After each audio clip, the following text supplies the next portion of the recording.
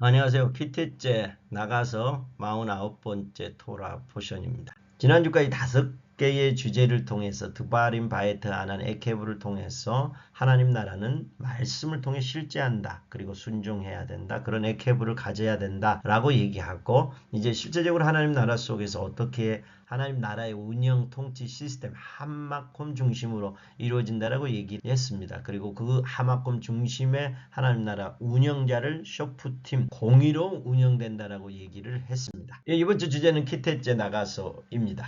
한 단어로 깨어가는 토라 포션을 보고 있습니다. 이번 주는요, 이제 쇼프팀을 통해 하마콤 중심의 통치를 해야 된다라고 얘기했죠. 이번 주는요, 이 하마콤에서 쇼프팀들이 공의를 가지고 모든 영역으로 나아가는 겁니다. 성경의 말씀에 72개의 영역까지 나와 있는데요. 그 모든 삶의 영역을 하마콤, 하나님의 보좌로부터 쇼프팀들이 나가서 공의를 실행하는 것에 대한 이야기입니다.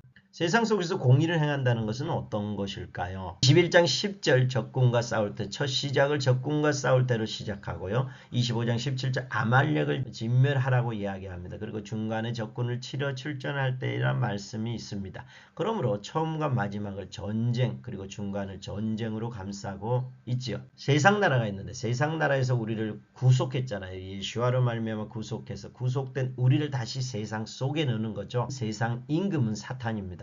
그 사탄의 나라의 법이 있고 사탄의 어떤 시스템이 있는데 거기서 우리를 빼내서 전혀 다른 차원의 시스템을 넣어서 하나님 나라의 시스템을 가지고 들어가는 거죠. 들어가서 행하는 걸 공의를 행하는 건데 이것이 쉬울까요? 세상 속에서 공의를 행한다는 건 전쟁이라고 얘기했습니다. 밀하마입니다. 일 가운데 양을 보낸다고 얘기하죠. 공의를 행한다는 것은요, 우리의 목숨을 거는 겁니다. 사단은 우리를 가만두지 않을 것입니다. 그래서 전쟁이라고 표현해서 이 전쟁을 이길 확률이 많지는 않죠. 우리의 힘으로. 그렇지만 우리가 목숨을 걸고 공의를 행할 때 공의신 하나님께서 우리를 도우셔서 보호하시고 살게 하시는 선에서 우리가 살아갈 수 있는 거죠. 이 공의의 실행 영역들이 한 72가지 정도 나와 있는데요. 예를 들면 이런 겁니다. 어떤 사람이 두 아내를 두었는데 사랑받는 자와 미움받는 자의 아들이 있는데 그 미움받는 자가 장자일 때 그 상속권을 장자에게 주라고 얘기하죠. 이건 쉽지 않죠. 그리고 어미는 반드시 놓아줄 거예요. 새끼는 취하해도 된다라고 얘기했는데 우리가 가난해서 먹을 게 없을 때 새를 발견했어요. 그럼 우리는 어미새를 취해서 먹기를 원하지 새끼나 알을 가지고 우리의 양을 채우기는 어렵죠. 그럼에도 불구하고 주님은 어미는 놓아주라고 합니다. 곡식 떠는 소에게 왕을 씌우지 말라는데 이것도 어렵죠. 곡식을 막 먹으면서 갈 때 망을 씌우고 싶죠. 가난한 자이면 전당물을 가지고 자지 말고 돌려주래요. 밤에. 이건 쉽지 않죠. 패역한 자식 때 돌로 쳐서 죽이래요. 누가 이렇게 할 수 있겠습니까? 모든 영역 사각지대가 없이 공의를 집행하라고 요구합니다. 오직 정의를 물같이 공의를 마르지 않는 강같이 흐르게 하라고 얘기하죠.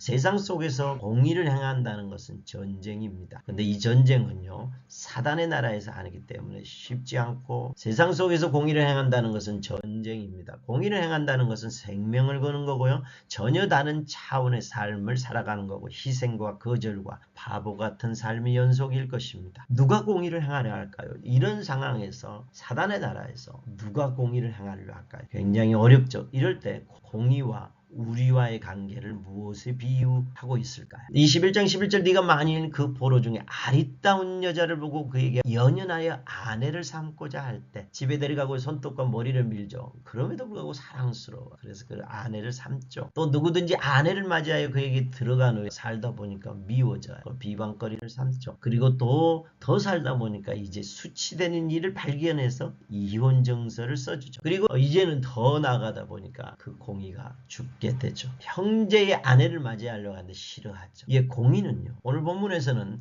4번에 걸쳐서 아내로 표현하고 있습니다. 이사라고 얘기합니다.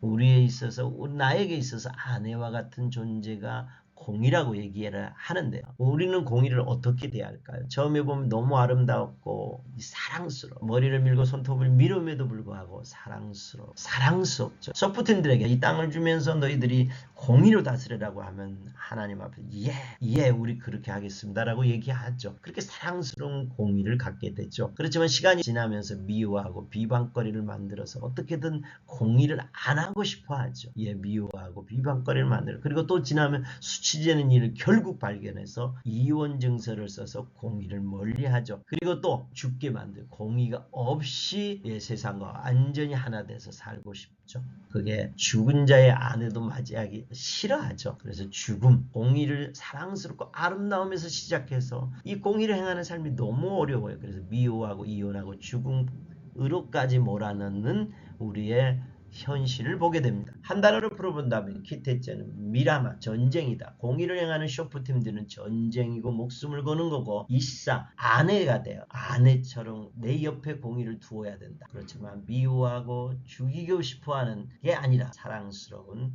그 아내여야 된다라고 얘기하죠. 이 땅에서 공의를 행한다는 것은 심히 어렵습니다. 그러나 끝까지 그의 나라와 공의를 구하는 자들에게 그날에 아말렉을 진멸하시는 공의신 예수와를 보게 될 것입니다. 공의는 아내인데요. 성경에 보면 지혜는 그녀라고 표현하도 잠언 8장 그리고 예수와가 되죠. 공의도 마찬가지 아내인데요. 이것을 잘 행하는 자들은 예수와를 보게 되죠. 마태복음 17장 20장을 보면요. 예수와께서는 이 하나님의 나라를 공의를 미래이지만 현재 지금 가져왔지만 아직 이루어지지 않는 그 공의로 표현하고 있어요. 그래서 우리는 키테째 할 때 천국은 어린아이와 같은 자가 돼야 되고 천국 열쇠를 가지고 섬기는 자로서 이 땅에서 너희가 할 수 있는 만큼 하게끔 주님은 요구하고 계시죠. 포기하지 말고 공의를 연인처럼 사랑하여 모든 영역에 공의를 풀어내는 쇼프팀이 되시기를 소망합니다. 다음 주는 기타 봅니다. 이 공의를 행한 자들이 이제 다시 안으로 하나님의 보좌로 들어오는 시간이 되겠습니다. 그럴 때 그들의 손에 무엇을 들고 올까요? 다음 주를 기대합니다.